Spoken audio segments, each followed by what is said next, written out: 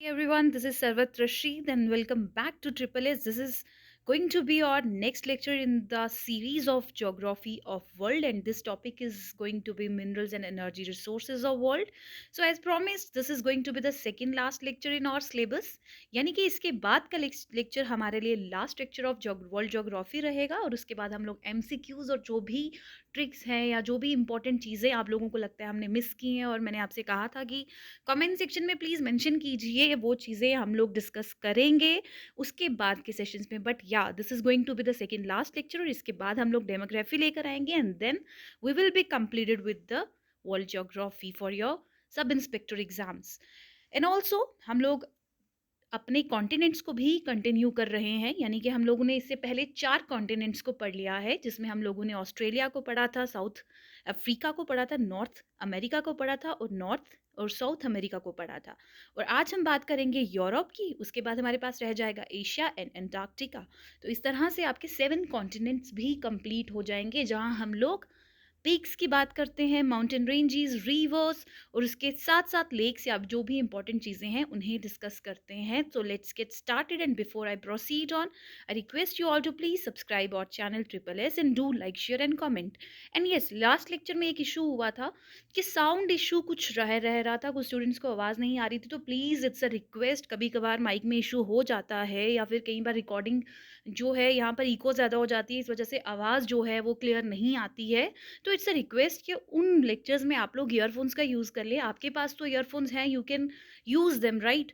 और आप लोग लाइब्रेरीज में या जहाँ भी होते हैं वैसे भी आप लोग ईयरफोन्स लगा रहे होते हैं, तो ईयरफोन से आपको आवाज़ जो है उसकी दिक्कत नहीं आएगी। So please bear with me and please इस चीज़ को आप लोग माइंड में रखिएगा। So let's get started. पहले हम बात करेंगे, आज जो हम कॉन्टिनेंट पढ़ने वाले हैं वो है Europe. And as I told you, हम लोग सबसे पहले इम्पॉर्टेंट सीज की बात करेंगे। तो यूरोप जो है हमारा, आप जानते हैं कि हमारा वर्ल्ड मैप में यूरोप एशिया के साथ में पड़ता है और यूरोप के बिल्कुल साथ में नीचे की तरफ हमारे पास क्या है हमारे पास यहाँ पर साउथ वेस्ट में है अफ्रीका। फाइन। और हमारे साथ इसके ईस्ट में है एशिया।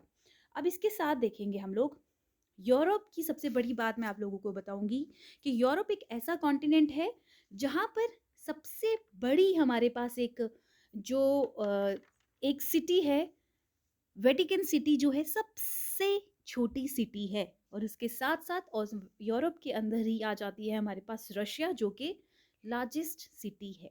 ठीक है, वेटिकन सिटी जो है सबसे स्मॉलेस्ट सिटी है और एक रशिया जो है लार्जेस्ट सिटी है, यानी कि दोनों सिटीज़ यहाँ पर यूरोप के अंदर हैं। देन उसके बाद हमारे पास यहाँ पर सीज की बात करेंगे तो ऊपर की तरफ देखो, यहाँ पर आर्कटिक है। तो यहाँ साथ में हमारे पास वेस्ट में अटलांटिक ओशन है। और उसके बाद सी की बात करें तो यूरोप के अंदर बहुत सारे सी पाए जाते हैं, जैसे नॉर्थ सी है, ठीक है, नॉर्वेगियन सी है, बाल्टिक सी है, एजियन सी है, ब्लैक सी है, कैसोयन सी है, टेरेनियन सी है।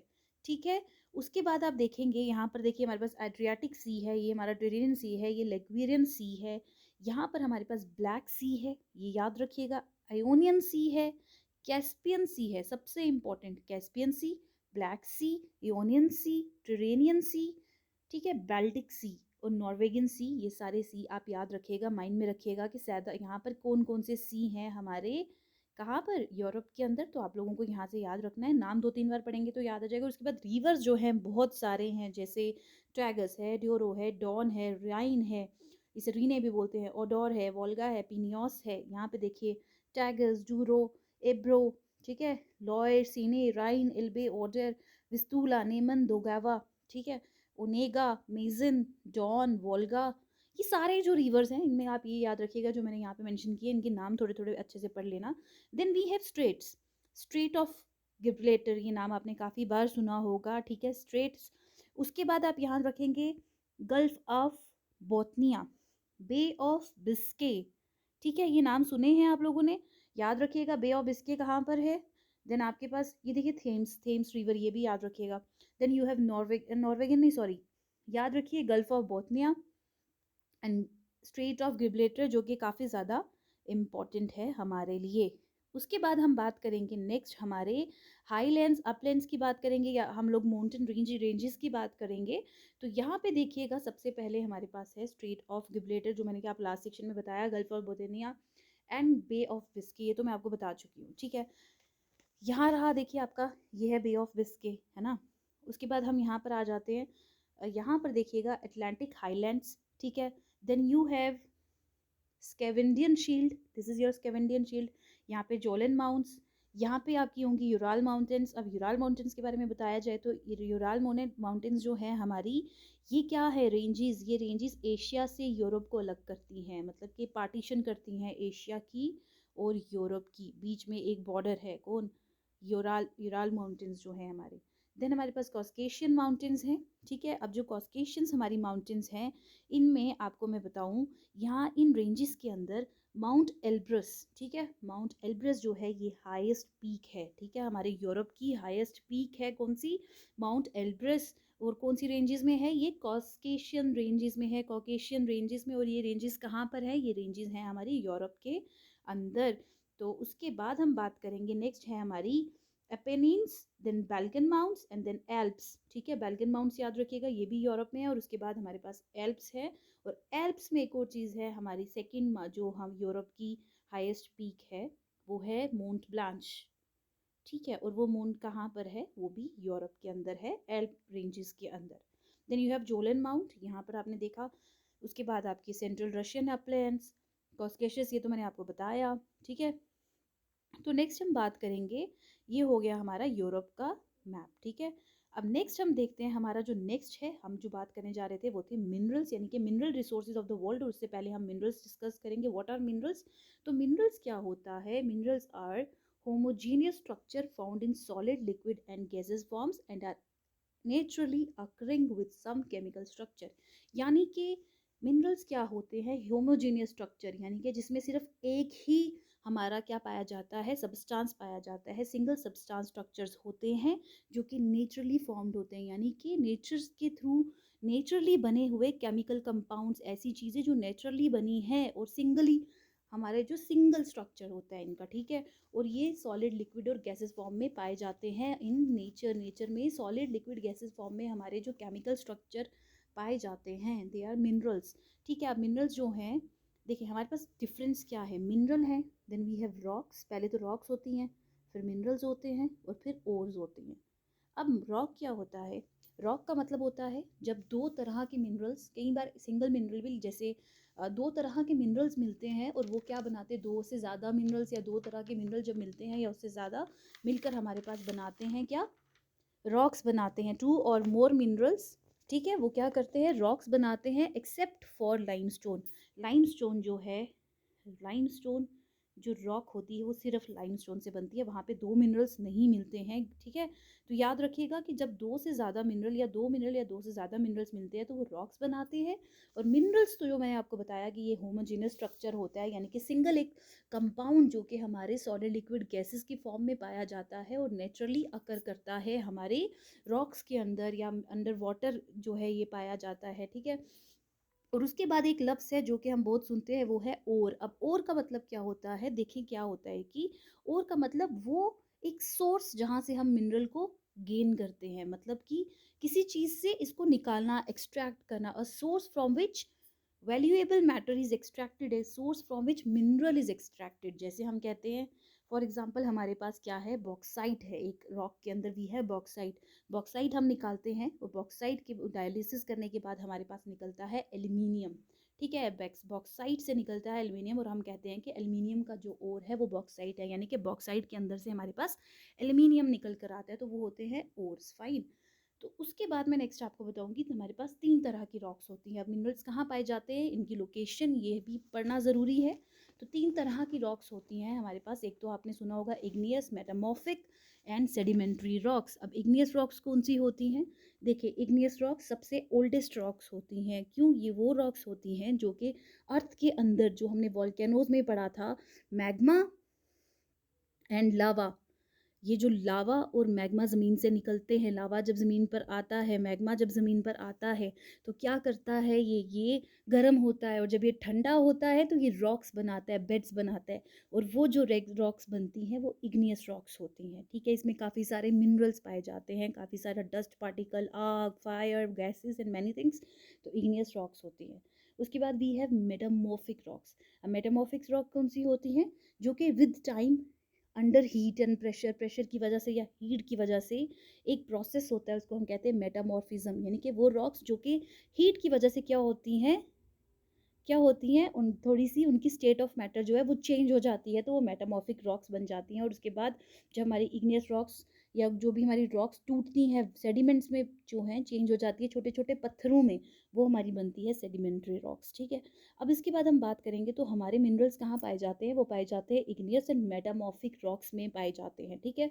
अब मैं आपको बताऊँ, minerals are found in igneous and metamorphic rocks. अब आपके पास मेटामॉर्फिक रॉक्स जो हैं, जैसे इग्नियस रॉक्स जो हैं, वो इनको हम मैग्मेटिक रॉक्स भी कहते हैं। मैग्मेटिक रॉक्स क्यों? क्योंकि ये मैग्मा से बनी होती हैं, मैग्मेटिक रॉक्स भी इनको कहा जाता है, ठीक है? उसके बाद ये जो मैग्मेटिक रॉक्स होती हैं, हमारे पास नेक्स्ट जो सेकंड हमारे पास है, सॉरी, दीज मैग्मेटिक रॉक्स जो are consider to be the oldest rocks, ठीक है? इग्नियस, मेटामॉर्फिक और सेडिमेंट्री रॉक्स में मैग्मेटिक रॉक्स जो है, इग्नियस रॉक्स जो है, ये सबसे ओल्डेस्ट रॉक्स होती हैं, ठीक है? उसके बाद जैसे मेटामॉर्फिक वाली वाले में बोलो आपको, मेटामॉर्फिक रॉक्स ये थोड़ी अंडर हीट एंड प्रेशर ये थोड़ी चेंज हो जाती हैं, ठीक है? प्रेशर और हीट की वजह से अर्थ के अंदर ये चेंज हो जाते हैं, तो ये जो रॉक्स बनती हैं, ठीक है, ये हमारी, जैसे हमारे पास स्लेट है, हमारा मार्बल है, ये मेटामॉर्फिक रॉक्स में आता है। और उसके बाद जो है हमारा वो कौन सा होता है, एक सेडिमेंट्री रॉक्स, जो कि कंकर फॉर्म में हो जाती है, ये जो टूट जाती है, ठीक है, सेडिमेंट्स में बनी हुई रॉक्स। उसके बाद मिनरल्स किस तरह के होते हैं, कितनी तरह के होते हैं? पहले तो हमारे पास वेन्स एंड लोड्स के नाम से जाने जाते हैं। वेन्स एंड लोड्स मतलब, देखें गौर से सुने, मिनरल जो है या तो लिक्विड फॉर्म में होता है, या मोल्डन फॉर्म में होता है, या फिर सॉलिड होता है, या गैस स्टेट में होता है, फाइन। तो उसके बाद ये जो है जब ये निकलता है, या तो ये क्या होगा, चाहे ये इग्नियस रॉक्स के साथ आ रहा है, मैग्मा के साथ आ रहा है, या तो ये बहुत कम क्वांटिटी में निकलेगा, ये बहुत अबेंडेंस में निकलेगा। कई बार जैसे हमारे पास क्या होगा, कोई भी मिनरल है, या तो वो बहुत कम निकलेगा, और कई बार ऐसा होता है कि वो बहुत ज़्यादा निकलता है। तो वो जो कम हमारा मिनरल ज़मीन के अंदर से निकल रहा है या जो बन रहा है, वो जो कम है उसको हम वेन्स कहेंगे, और जो ज़्यादा है, तो नाम से ही पता चल रहा है, उसको हम लोड्स कहेंगे, ठीक है? उसके बाद वी है बेड्स एंड लेयर्स। अब क्या होता है, जैसे ज़मीन से लावा निकला या मैग्मा निकला, तो ये क्या होता जा रहा है, इकट्ठा हो रहा है, इकट्ठा हो रहा है, फिर और निकला और इकट्ठा हुआ, और निकला और इकट्ठा हुआ, तो इस तरह से क्या हुआ, पहले तो लेयर्स बनी, और फिर इस तरह से क्या होते गए, एक बेड, यानी उन लेयर जो हैं उन लेयर से बेड्स बनते गए, ठीक है? उसके बाद मिनरल्स जो हैं, डिकम्पोजिशन ऑफ सरफेस रॉक्स, यानी कि जो सरफेस पे हमारी रॉक्स हैं वो डिकम्पोज हो रही हैं, टूट रही हैं पानी की वजह से, उनका जो वो बह रही हैं, और पीछे जो उनके रह जाता है, हमारे पास सिर्फ मिनरल्स रह जाते हैं, ठीक है? उसके बाद हमारे पास एलिवियल सॉइल्स हैं, यानी कि वो एलिवियल डिपॉजिट्स, वो डिपॉजिट जो नए डिपॉजिट्स हैं, यानी कि पानी के साथ से, है ना, कहीं भी किसी भी रिवर के साथ से या किसी समुंदर के साथ से लहरें उठती हैं, और वो मिट्टी जो है जाके किसी जगह डिपॉजिट होती रहती है, और वहाँ पर हमारे पास बनती हैं एलिवियल डिपॉजिट, और वहाँ पे भी हमारे पास मिनरल जो हैं डिपॉजिट होती हैं, ठीक है? उसके बाद वी हैव ओशन वाटर। अब ओशन वाटर जो है हमारे पास, वहाँ पर वो वाटर, ओशन वाटर मिनरल्स वो होते हैं जो कि समुंदर के पानी के नीचे जो मिनरल्स पाए जाते हैं, उन्हें ओशन वाटर मिनरल, जैसे हमारे पास कॉमन सॉल्ट है, या हमारे पास मैग्नीशियम है, या हमारे पास ब्रोमीन है, ठीक है, ब्रोमीन, ये सब जो है हमारे पास, ये क्या है, ओशन वाटर मिनरल्स हैं, ठीक है? उसके बाद जो है हमारे पास नेक्स्ट हम बात करेंगे जो मिनरल्स इंपॉर्टेंट है, ठीक है, उनके बारे में। देखिए, सबसे पहले, अच्छा हाँ, चलिए हम ओर्स की बात करते हैं, कई बार क्वेश्चन पूछे जाते हैं, वैसे ये तो साइंस का क्वेश्चन है, still we are discussing it. जैसे कुछ इंपॉर्टेंट ओर्स हैं, hematite is the ore of iron, malachite is the ore of copper, cinnabar is the ore of mercury, calcium carbonate is the ore of limestone, and bauxite is an ore of aluminium. इसी तरह से आपको जो important आपको ores मालूम है उनको आप कमेंट सेक्शन में बताइएगा, ज़रूर डिस्कस करिएगा, और इससे बाकी स्टूडेंट्स को भी काफ़ी हेल्प हो जाएगी, ठीक है? हम बात करते हैं एनर्जी रिसोर्सेज की, तो एनर्जी रिसोर्सेज में हमारे पास क्या होते हैं? Energy resources all forms of fuels use for heating, generating electricity, energy और other form energy conversion process. यानी कि कोई भी तरह के फ्यूल्स जो हम यूज़ कर रहे हैं किसी चीज़ को गर्म करने के लिए या एनर्जी किसी तरह की भी जनरेट करने के लिए, ठीक है, यानी कि किसी तरह की भी हम एनर्जी कन्वर्जन कर रहे हैं, ठीक है, तो जो फ्यूल्स यूज़ होंगे उन्हें हम एनर्जी रिसोर्सेज कहेंगे। अब जैसे फॉर एग्जांपल कोल है, कोल से आग जलती है तो आग से हीट प्रोड्यूस हो रही है, हीट प्रोड्यूस हो रही है तो उससे भी क्या हो रहा है, हमारे पास हीट का हम यूज़ कर रहे हैं। आगे हम उससे स्टीम इंजन या उससे हम कोई भी किसी तरह की भी हम लोग अपनी इलेक्ट्रिसिटी प्रोड्यूस करने के लिए उसको यूज़ करते हैं या फिर फैक्ट्रीज़ में किसी काम के लिए यूज़ करते हैं, तो हम क्या करते हैं, एनर्जी का कोल से प्रोड्यूस की गई एनर्जी को हम आगे यूज़ करते हैं, तो coal is an energy resource. Fine, तो इसको हम यूज़ कर रहे हैं आगे एनर्जी जनरेट करने के लिए। तो हमारे पास जो है अलग अलग तरह की एनर्जीज होती हैं, जैसे न्यूक्लियर एनर्जी जो कि न्यूक्लियर प्रोडक्ट से निकलती है। अब आपको पता है कि न्यूक्लियर क्या है, जैसे हमारे पास आपको याद होगा कि हम लोगों ने पहले एक बार डिस्कस किया है न्यूक्लियर एनर्जी के बारे में।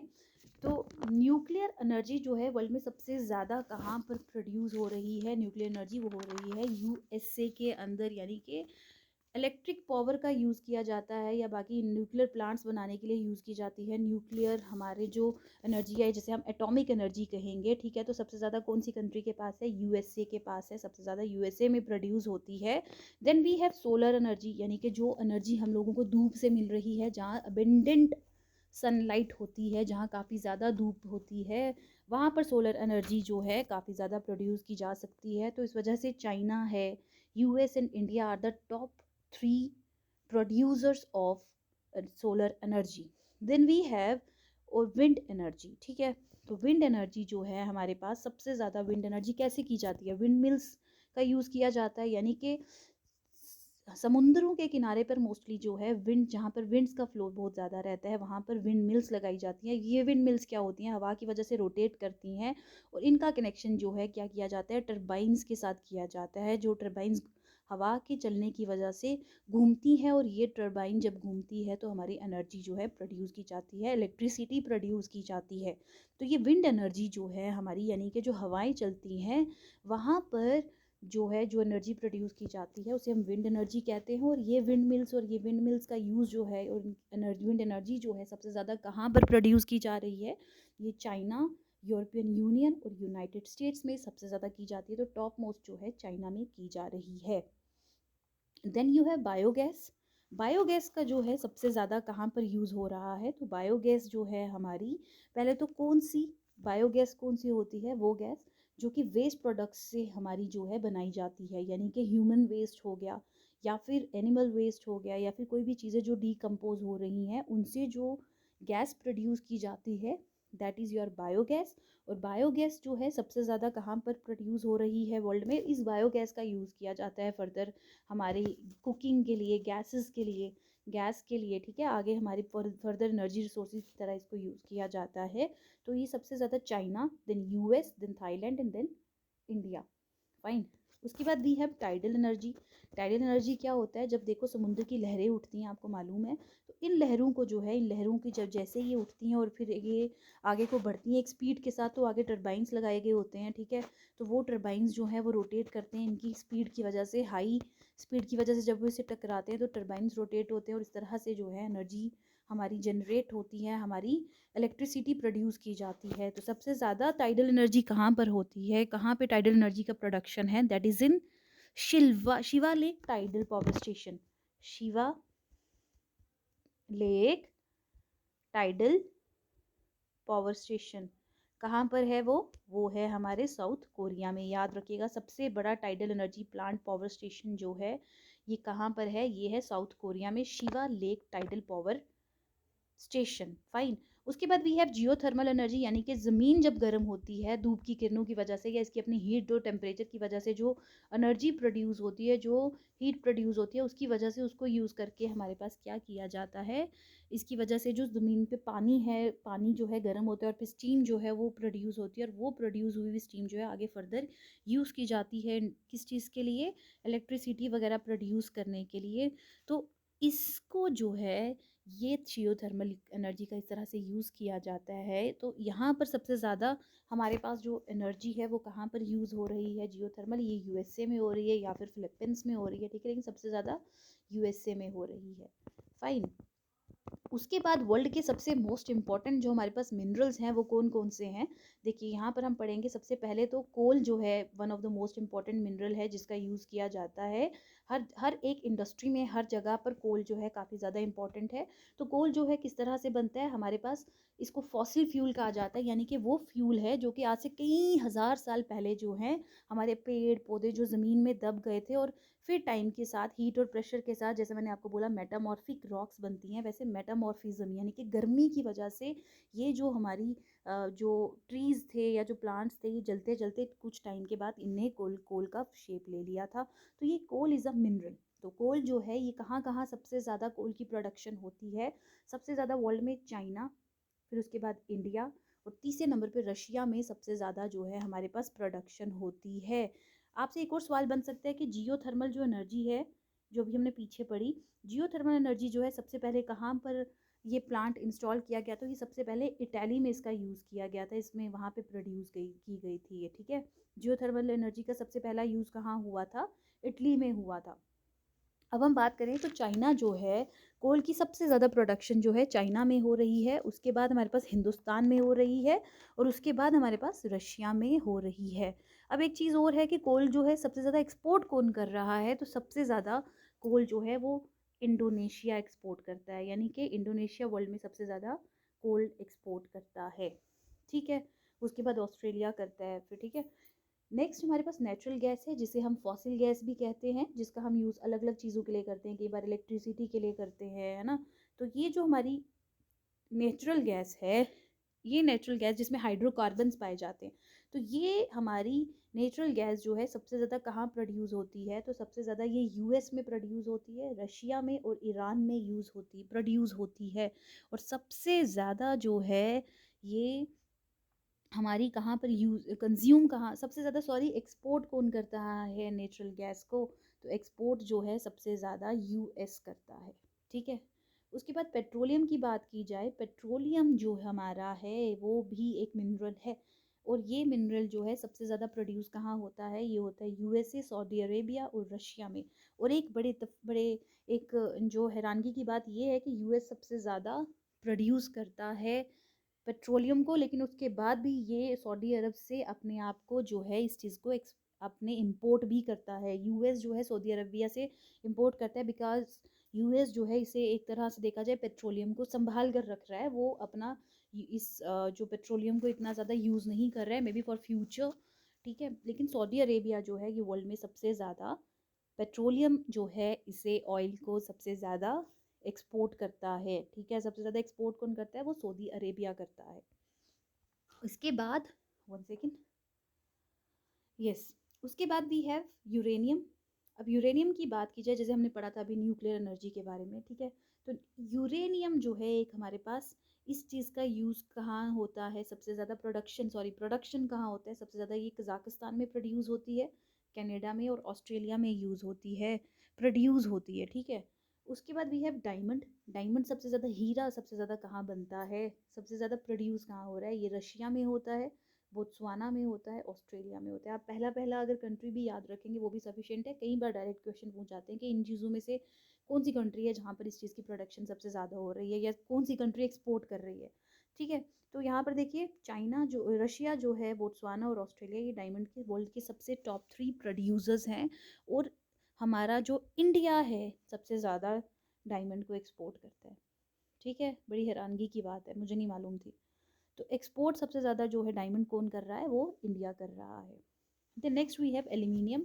एल्यूमिनियम जो है वो सबसे ज़्यादा हमारा उसका प्रोडक्शन कहाँ पर हो रहा है, तो सबसे ज़्यादा एल्यूमिनियम चाइना में यूज़ होता है। एल्यूमिनियम के काफ़ी यूजेस हैं, ये आप लोगों को पता है। तो चाइना में सबसे ज़्यादा प्रोड्यूस हो रहा है, इंडिया और रशिया में भी प्रोड्यूस होता है, और सबसे ज़्यादा इसका यूज़ जो है चाइना के अंदर होता है, ठीक है। देखिए तभी तो हमारे पास चाइनीज़ चीज़ें कितनी सारी आती है, क्योंकि उनके पास सारी चीज़ों का प्रोडक्शन जो है काफ़ी ज़्यादा है। इस वजह से वो चीज़ें भी जो हैं काफ़ी ज़्यादा कंज्यूम भी करते हैं ये वाली। जैसे देखिए हमारे पास मोबाइल फ़ोन्स हैं, हमारे पास कितनी सारी छोटी-छोटी चीज़ें होती हैं, ठीक है? घर के कितने सारे प्रोडक्ट्स हैं, किचन प्रोडक्ट्स होते हैं, यूटेंसिल्स होते हैं या फिर हमारी जो अलमीराज़ हैं या कितनी सारी चीज़ें ऐसी होती हैं जो चाइना बड़े सस्ते दाम पे देता है। वो क्यों? क्योंकि वहाँ पे सबसे ज़्यादा एल्युमिनियम और ऐसी चीज़ें जो हैं हमारे मिनरल जो हैं प्रोड्यूस होते हैं, ठीक है? जैसे टिन है, ज़िंक है, ये भी चाइना में सबसे ज़्यादा बन रहा है। तो मोबाइल भी चाइना के देखो कितने सस्ते होते हैं या कितने भी गैजेट्स हैं वो क्योंकि वहाँ पे ज़िंक और हमारे एल्युमिनियम वगैरह ऐसी चीज़ों का यूज़ होता है और ये चीज़ें इनके पास बड़ी ईज़िली अवेलेबल होती हैं, फाइन। तो एल्युमिनियम जो है सबसे ज़्यादा चाइना के पास है, इंडिया और रशिया के पास है और सबसे ज़्यादा जो एक्सपोर्ट करता है एल्युमिनियम वो चाइना करता है, ठीक है? कॉपर की बात करेंगे तो कॉपर जो है वो चिली में सबसे ज़्यादा प्रोड्यूस होता है, उसके बाद पेरू में और फिर चाइना में। और अगर कॉपर की बात की जाए तो कॉपर जो है सबसे ज़्यादा जो कंट्री एक्सपोर्ट करती है वो चिले ही सबसे ज़्यादा एक्सपोर्ट करती है, ठीक है? यहीं पे प्रोडक्शन ज़्यादा होता है और यही सबसे ज़्यादा एक्सपोर्ट भी करती है। Then we have silver. Silver जो है सबसे ज़्यादा कहाँ पे हमारा प्रोड्यूस होता है, तो ये होता है मेक्सिको में सबसे ज़्यादा प्रोड्यूस, पेरू में और चाइना में, ठीक है? और सिल्वर की बात की जाए तो सबसे ज़्यादा इसको एक्सपोर्ट कौन कर रहा है? इसको सबसे ज़्यादा एक्सपोर्ट करता है कौन? सिल्वर सबसे ज़्यादा एक्सपोर्ट करता है यूके, ठीक है? और उसके बाद जो मैंने अभी आपको एक चीज़ भूल गई मैं बताना, कॉपर जो है हमारा, कॉपर सबसे ज़्यादा कहाँ पर प्रोड्यूस होता है? कॉपर सबसे ज़्यादा तो चिले में प्रोड्यूस होता है और जो गोल्ड है, गोल्ड मैं बताना भूल गई आपको, गोल्ड सॉरी। गोल्ड जो है हमारा, ये चीज़ लिख लीजिएगा, gold very important. Gold world में सबसे ज़्यादा कहाँ प्रोड्यूस होता है? ये होता है चाइना में, ठीक है? प्रोड्यूस होता है सबसे ज़्यादा चाइना में, उसके बाद ऑस्ट्रेलिया में। पहला याद रखिएगा चाइना, बाकी माइंड में रख लीजिएगा। और उसके बाद एक्सपोर्ट जो है गोल्ड कौन कर रहा है सबसे ज़्यादा? तो सबसे ज़्यादा गोल्ड जो है स्विट्ज़रलैंड एक्सपोर्ट कर रहा है। स्विट्ज़रलैंड जो है सबसे ज़्यादा गोल्ड को एक्सपोर्ट कर रहा है, याद रखिएगा। उसके बाद सिल्वर जो है वो मेक्सिको, पेरू और चाइना, और सबसे ज़्यादा सिल्वर जो है वो एक्सपोर्ट करता है यूके, ठीक है? Then next we have okay then next we have tin. तो टिन सबसे ज़्यादा कहाँ पे प्रोड्यूस होता है? ये चाइना में होता है, एज ए टोल्ड यू, और उसके बाद इंडोनेशिया में और उसके बाद पेरू में। और सबसे ज़्यादा जो टिन है वो एक्सपोर्ट कौन कर रहा है? वो कर रहा है ऑस्ट्रेलिया, फाइन। और उसके बाद जिंक जो है वो सबसे ज़्यादा चाइना, देन पेरू और देन ऑस्ट्रेलिया में प्रोड्यूस हो रहा है। इसकी प्रोडक्शन जो है सबसे ज़्यादा हो रही है। तो ये याद रखिएगा कौन कौन सी कंट्रीज़ में सबसे ज़्यादा प्रोडक्शन हो रही है। ये देखिए यहाँ पर आपका दिया हुआ है, कोल जो है, ये रहा कोल। तो कोल जो है कौन कौन से, जैसे नॉर्थ अमेरिका में यहाँ पर देखिए कोल है। देन वी हैव, मैंने आपको बताया था कि सबसे ज़्यादा कोल जो है वो कहाँ पर होता है प्रोड्यूस? वो होता है चाइना में सबसे ज़्यादा प्रोड्यूस, ठीक है? उसके बाद वी हैव, हाँ, उसके बाद next we have natural gas, then we have petroleum, uranium, यहाँ पर देखिए यूरेनियम है। Then we have bauxite, copper, gold, iron, और इस तरह से आप लोग देख लीजिएगा यहाँ पे जो मैंने आपको नाम बताए हैं, आप मे बी जो मोस्टली इंपॉर्टेंट है वो आप यही रखिएगा, डायरेक्ट क्वेश्चन बन जाते हैं। कौन सी कंट्री सबसे ज़्यादा, कौन सा प्रोडक्शन जो है कहाँ पर हो रही है प्रोडक्ट्स मिनरल्स की, तो वो याद रखिएगा, यही आपके लिए इंपॉर्टेंट रहेंगे। So thank you so much आज के लेक्चर के लिए। अगर आप लोगों को ये लेक्चर पसंद आया हो तो प्लीज़ इसे लाइक करें, इसे शेयर करें और हमारी ट्रिपल एस ऐप को डाउनलोड करें प्ले स्टोर से जा कर के। इसके साथ साथ टेलीग्राम जो पर हमारा ट्रिपल एस नाम से एक चैनल ऑलरेडी अवेलेबल है, आप लोग वहाँ पर जा कर के जितने भी लेटेस्ट अपडेट्स हैं उनके लिए आप उस चैनल को ज्वाइन कर सकते हैं। अगर आप मुझसे पर्सनली बात करना चाहते हैं, किसी तरह की कोई क्वेरीज है, तो आप मुझे इंस्टाग्राम पर फॉलो कर सकते हैं, जिस मेरा नाम जो है सरवत डॉट आर भट्ट के नाम से अवेलेबल है, फाइन। तो आप याद रखिएगा, आप मुझे इंस्टाग्राम पे पर्सनली फॉलो कर सकते हैं। पीडीएफ्स जो हैं हम लोग मोस्टली टेलीग्राम पर डालते हैं, अदरवाइज़ अगर आपको वहाँ नहीं मिल रहे हैं तो आप लोगों को प्ले स्टोर पर ज़रूर मिल जाएंगे, यानी कि जो ट्रिपल एस की ऐप है वहाँ पर आपको जितने भी हमारे पीडीएफ्स हैं वो वहाँ पर ज़रूर मिलेंगे, ठीक है? इसके बाद हम लोग मॉक टेस्ट भी ले रहे हैं, और अगर आप लोगों ने अभी तक ज्वाइन नहीं किया तो प्लीज़ उसे ज्वाइन करिएगा और प्लीज़ हमारी ऐप को और हमारी ट्रिपल एस चैनल को ज़रूर सबके साथ शेयर कीजिएगा और इस चीज़ का बेनिफिट लीजिएगा। Thank you so much and all the best for your exams.